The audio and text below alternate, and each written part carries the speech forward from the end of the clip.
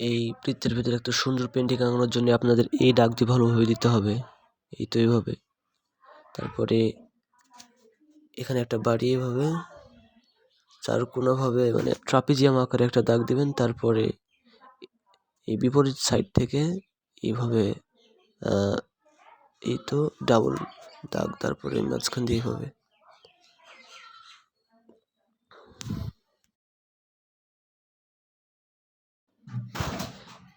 এবারে এখানে একটা মানে বাড়ির পেছনে জঙ্গল আঁকাচ্ছি জাস্ট।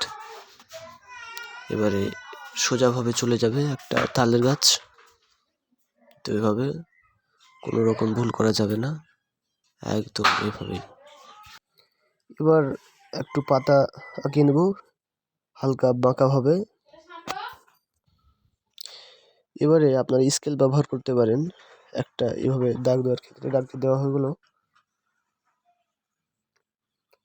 এবার একটা সূর্য আঁকিয়ে নিলাম এখানে আপনাদের ইচ্ছে মতো। আমি একটু বড় করেছি, আপনারা চাইলে ছোট করতে পারেন। এবারে এভাবে রংটা করে নেবেন, আপনাদের ইচ্ছা মতো রং করতে পারেন, যে কোনো রঙই ব্যবহার করতে পারেন আপনারা। এবারে গাছের রং যেটা হয় সেটা দেওয়ার চেষ্টা করছি। তো আসলে গাছের রং যে দিতে হবে সেটা না, আপনার ইচ্ছা মতো আপনি রং ব্যবহার করতে পারেন। এবার এটা পাতার রংটা দেওয়ার চেষ্টা করছি, হয়ে গেল পাতার রংটা দেওয়া। এবারে সূর্য রংটা করে নিব, কারণ রং না করলে কোনো জিনিসই ভালো লাগে না আসলে। তো এবারে প্রথমে আমরা রং করে নেব সুন্দরভাবে। তারপরে সাইডে একটু হলুদ রং দেবো যাতে ভালো লাগে।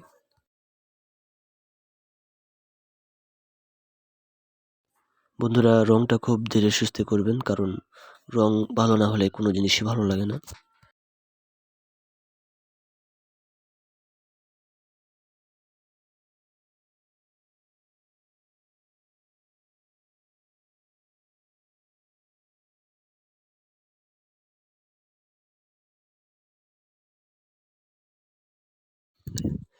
তো গাইজ, ভিডিওটি কেমন লাগলো অবশ্যই কমেন্ট বক্সে বলে যাবেন।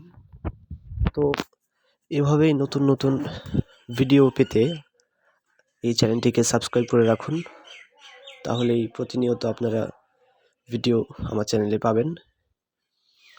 এবং আপনাদের আরেকটা কথা বলে রাখি, আমার শরীরটা একটু ভালো নেই, অসুস্থ, তাই সবাই দোয়া রাখবেন এবং ভিডিওটি দেখতে থাকবেন।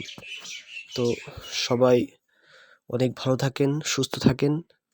সবাইকে রমাদানের অসংখ্য শুভেচ্ছা। ধন্যবাদ সবাইকে।